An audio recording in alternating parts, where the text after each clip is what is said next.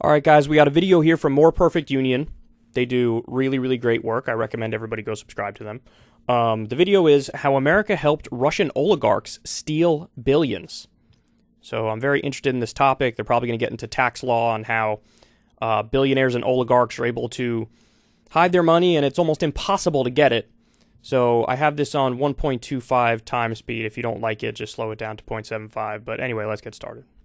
Russian oligarchs, they're on everyone's minds in the wake of Putin's invasion of Ukraine. You've probably heard about the insane amounts of hidden wealth they have. Oligarchs buy mansions and condos in Florida, apartments in New York, yachts, even sports teams. That's who the Russian leadership are. They have a lot of money, even though it's hidden away. Gaga is set to perform on a Russian business tycoon's billion-dollar yacht, cashing in a paycheck of nearly $3 million.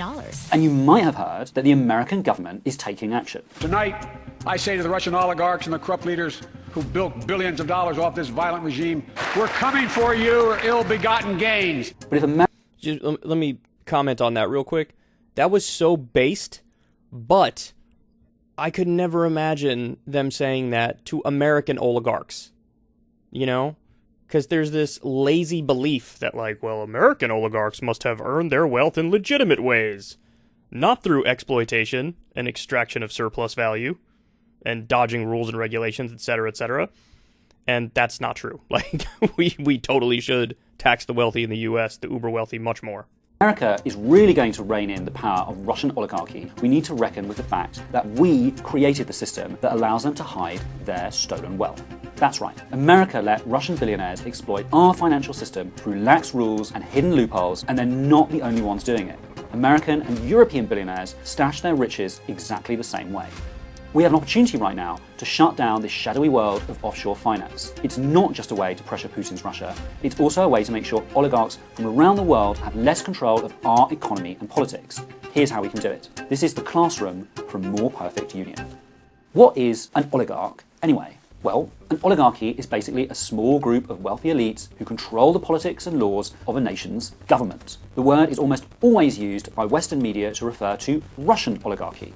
These are a small set of ultra-wealthy business magnates who have had tremendous power in Russia over the last few decades. After the fall of the Berlin Wall and the end of the Soviet Union, most of the Russian economy was transferred from government control to private ownership in a process referred to as shock therapy. Encouraged by Western economists like Larry Summers, industries that had previously been state-run were handed over at bargain prices to the Kremlin's cronies. In the absence of any government oversight or competition, these new capitalists quickly became billionaire elites with vast control of the economy and government, otherwise known as an oligarchy. So this is actually a really important point that's not discussed nearly enough. When the Soviet Union fell, it wasn't like there was immediately a golden age that was ushered in. I mean, there was a moment there, you know, like when the first McDonald's opened up in Russia where, you know, it seemed like the mood was jovial and the tides were turning and life was changing for the better. But there was neoliberal shock therapy that was imposed on Russia from the outside. And they went through a decade of like a lot of extreme pain. So this promise of like democracy and capitalism ushering in a golden era, it was a promise that didn't deliver.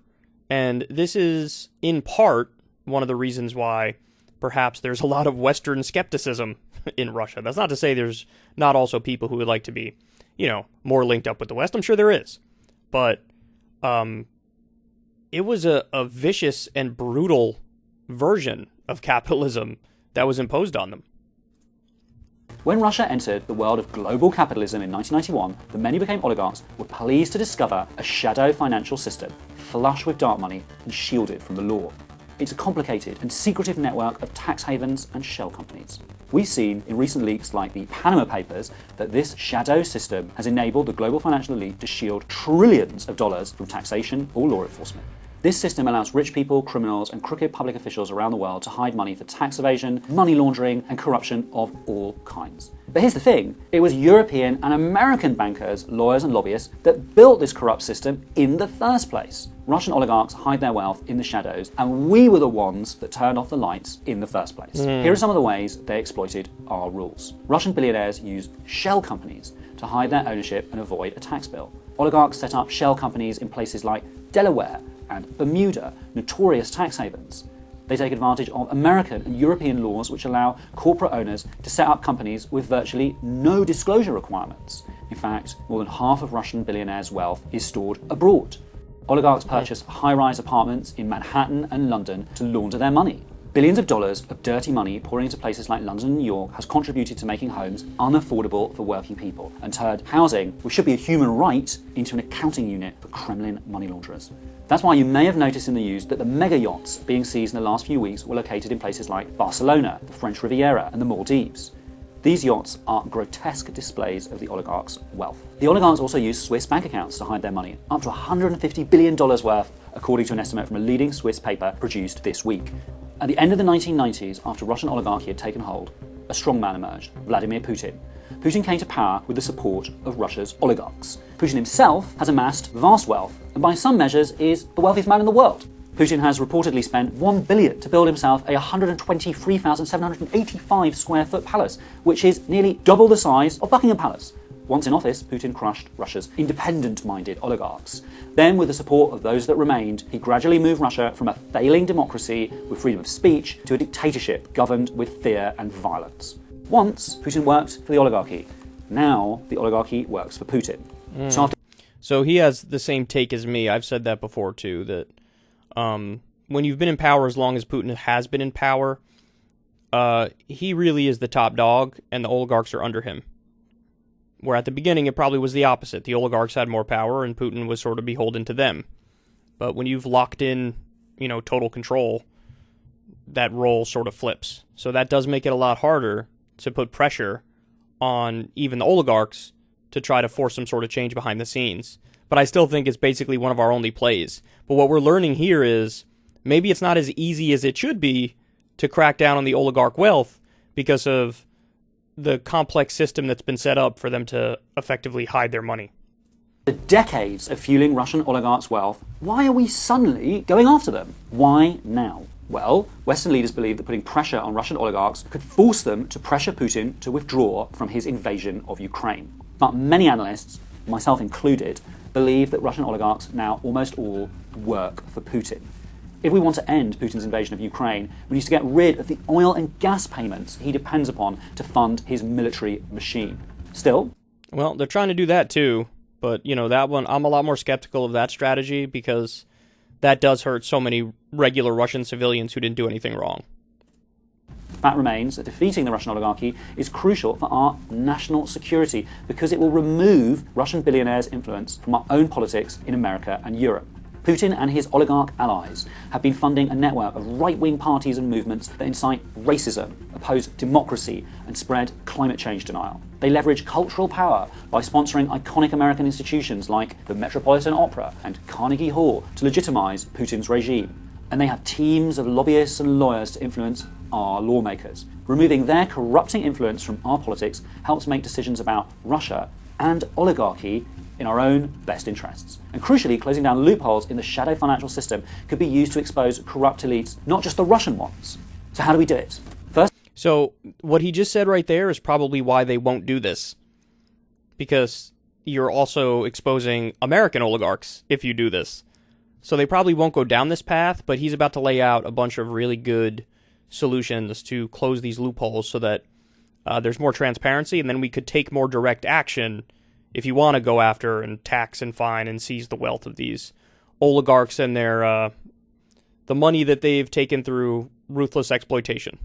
First off, we can create a global wealth registry to track oligarchs' assets across the world. This would include an automatic exchange of financial information on extremely wealthy individuals. Instead of competing against each other to attract the wealth of oligarchs with increasingly flimsy rules, countries like the US, UK, and the European Union could work together to make sure the wealthy pay their fair share. Second, we can close financial loopholes which are frequently used by oligarchs to hide their wealth.